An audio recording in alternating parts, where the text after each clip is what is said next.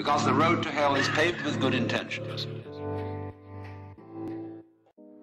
Alrighty, welcome to another Tooltip Tuesday. It's Protovoid.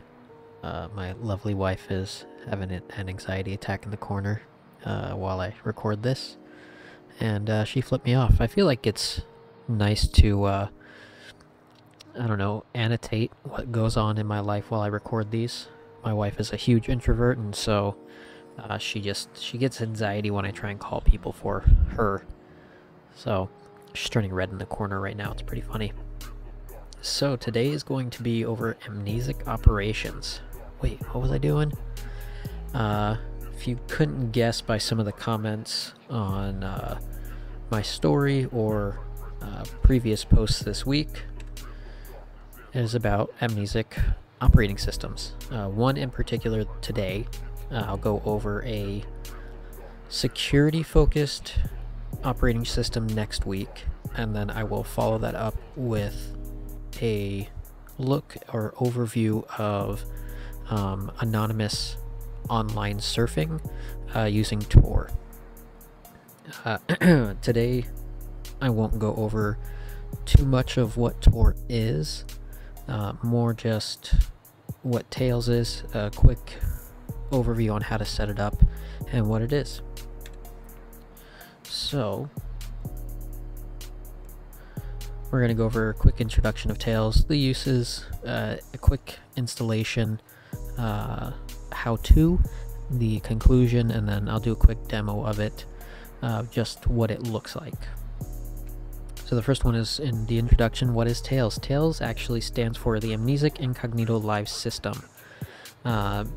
It is a operating system based on Linux that you can either boot to a USB, a virtual machine like I'll show you today, or actually hardwire it or hard install it to the computer that you're using.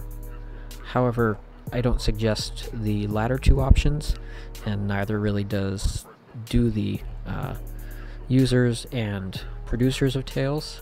It's more meant to be installed on a USB for a live operation. That way it can be amnesic afterwards. Once you shut it down, it forgets everything, and if for whatever reason you need to get rid of that USB, you can get rid of it. Like I said, it's Linux based. It has multiple resources already pre-installed. So it has KeyPass, it has Thunar, I believe it has Onion Share. We'll go over some of those as well. And you can have persistent storage on it, as long as the memory allows. And I see a typo in there, so that's gonna be fixed, I think. Probably not, because I already have another little thing I'll show you afterwards on all of my stuff. So yeah, it has the persistent storage. It can also be encrypted, which is another, I'll say, plus to the system. However, when you're dealing with things like this, it's kind of expected to have some of those things. So what are the uses of Tails? Well, if you value your own privacy, if you want to stop being followed and being a commodity instead of just a user when you're using the internet, or you just want to be a cool kid using the dark web or deep web, if you're participating in any activism, you can use it for communication, for any type of social media, though there are Tor versions of Facebook. It's still Facebook. It's still able to track and show that pattern of life. So with all that stuff, you have to be careful and have that into consideration. If you're a journalist, doing any type of secure information transfer or any type of searching, things of that nature, all of that to where it's confined to one little USB. My wife is trying to make no noise while she gets up. And then be able to get rid of it if need be, especially if you're in an area where, heading to the next point, there's censorship. So if you are in some of the bigger areas, China, Russia, those main two, you can use Tor to get around a lot of the censorship issues. I will say it's not perfect. Tor nor Tails is perfect. It doesn't make you automatically invisible, and it isn't automatically secure in terms of your operational security or your informational security. I've said this before, other people have said it. The human is the weakest link in terms of security. So let's head over to the installation. Installation is actually pretty simple on this. First, get a new or formatted USB. On the website, Tails actually suggests an 8 GB minimum USB. From there, you'll want to download the newest version of Tails. If you're on Windows or Mac, I believe, you can use Balena Etcher, or you can use the command line interface if you're on Linux to burn the ISO, and I say quote burn, the ISO to the USB. The other portion to this, to be able to use it, is you have to have a computer where you can force boot from USB before the hard drive. The reason for that is everything you're doing is on that USB. The only resource from the computer that you use is the memory, which is, in the easiest terms possible, wiped, and nothing is actually stored. You're not using any of the storage in terms of the memory, you're using more of that ability to access resources. In terms of doing the actual install onto the USB, you can follow the instructions on the Tails website, or you can just Google how to do it. When it comes to booting the computer from the USB, Google that one. You're going to usually have to, if it's a really simple computer, you can usually mash, I believe it's either F12 or delete once you restart it, but whatever it may be, you can just Google, for my computer it was how to boot into BIOS on the MSI. So whatever computer you have, just replace MSI with that computer. Like I said, this is going to be a pretty quick one, so the conclusion on this, it's a basic operating system mainly used to access Onion servers. It's used by a variety of individuals. Like we just went over, the installation is quite simple, and again, Tails is not the end-all be-all operating system in terms of privacy. It's helpful, it's great, a lot of people use it.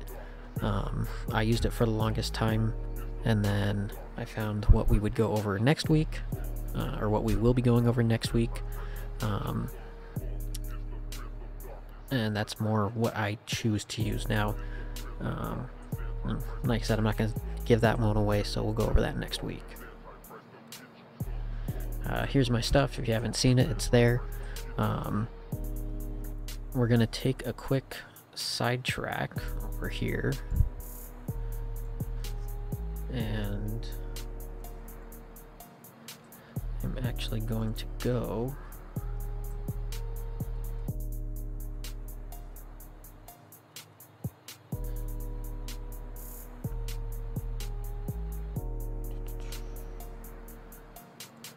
to my GitHub page.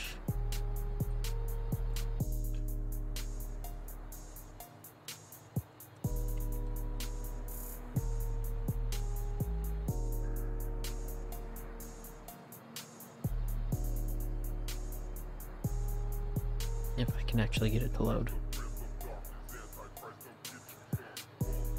because for some reason it doesn't want to.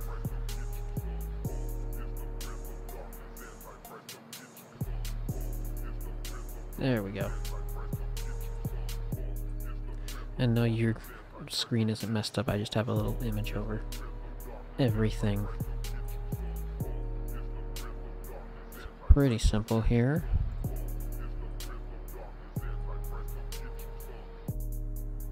There we go.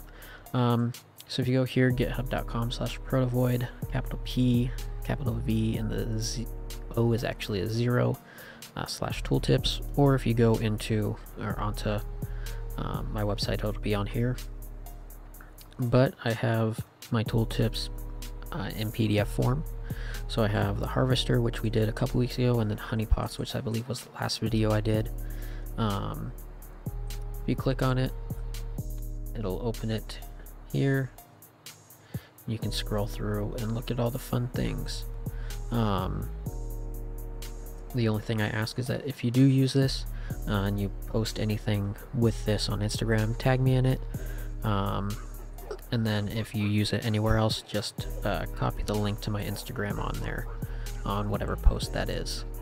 I will trash all these if I find that stuff's not being done. Just give credit where credit is due. That's all I ask. So now the fun of going over Tails. I'm gonna drag myself down to the corner here.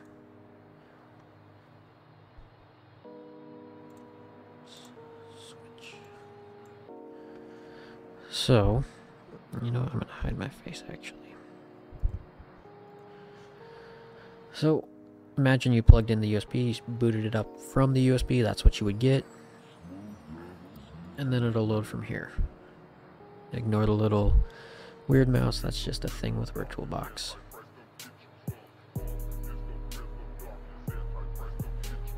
Now this is the Tails VirtualBox image that they have on their website. Like I said, I don't suggest using this. There are zero-day exploits and other ways that if you do anything on this virtual machine and it gets infected, it can have that possibility of leaking over to your actual machine. Whereas if you were using it on a USB, everything's controlled or done within that USB. So this is the screen that you would get when you log in. There's a bunch of additional settings here. If you press the additional settings question mark, it'll go over everything. It's very user friendly. So I click this plus here. I have an admin password. The MAC address anonymization you'll want on. It's default on. Networking is defaulted on. The unsafe browser, which is just the normal, I believe it's a Chromium or Firefox based browser, is disabled. And then the network connection is actually obsolete. It was changed on one of the later updates. So long as you have everything done, you can then start Tails. In the VM, it doesn't give me the option for a persistent drive from the login right there. If you do it on a USB, it gives you the option to log into one once it's created.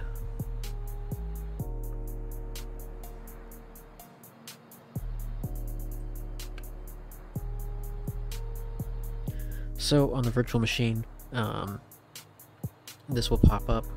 And it's funny that it says non-free virtual machine detected. On their website, it actually says that VirtualBox is one of those free virtual machines that they suggest. However, as you see from here, whether or not this is a bug, and it says it for all the virtual machines, I'm not too sure, but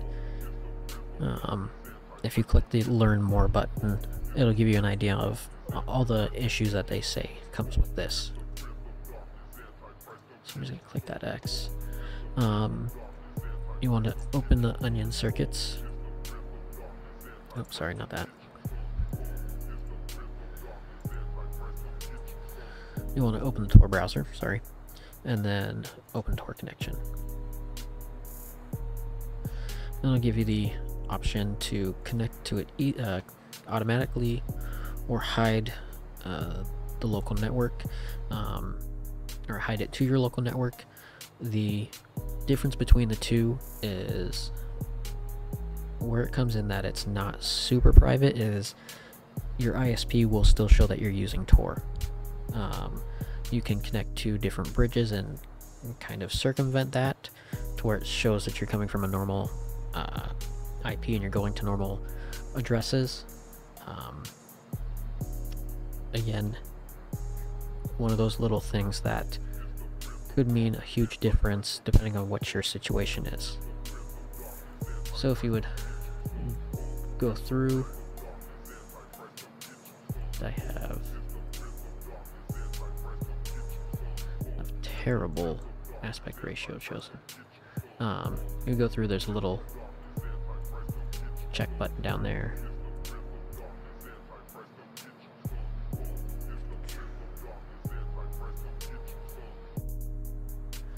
I ran into this issue earlier. Really wasn't a way for me to fix it quickly. A little button down here that says to connect it, and then it will go from there.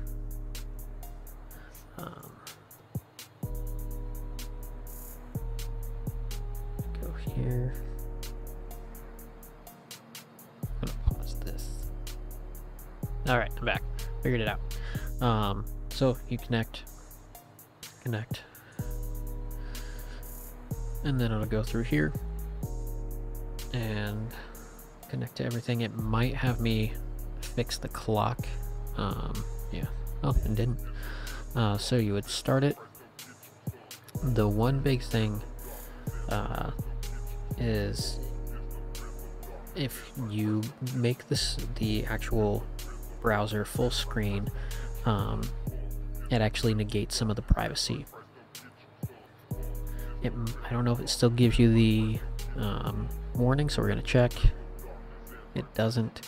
The suggestion is you keep it into the windowed mode because without going into a lot of detail and technical background on it, you can get a lot of information just from grabbing a screen resolution and everything that comes with that. The one thing that I would suggest is if when you open this up, you can go down to your settings, you go to privacy, and you prioritize the .onion sites. You can then close out of that. It's just one of those little things that if you're trying to use .onion sites to, again, go around that censorship aspect, that's one of the things that you would want to do. Now clicking on Open Onion Circuits, you can see the different circuits they have, and then where it would go through. If you want to, you can get pretty big into doing proxies and all that other fun stuff with the actual Onion browser. Going into a few different things, so if you go to favorites, you can configure the persistent volume from here. You have KeyPass, like I said before, Onion Share, you have the Bitcoin wallet, Thunderbird, and then there was one more, Veracrypt. So I went over Veracrypt a few posts back. If you have one, you can actually unlock them in this as well.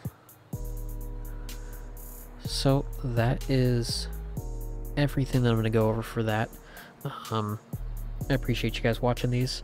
Hopefully this one was helpful and informative. I didn't want to go too in depth over everything, so hopefully there was at least enough information there to give you what you need and keep you interested.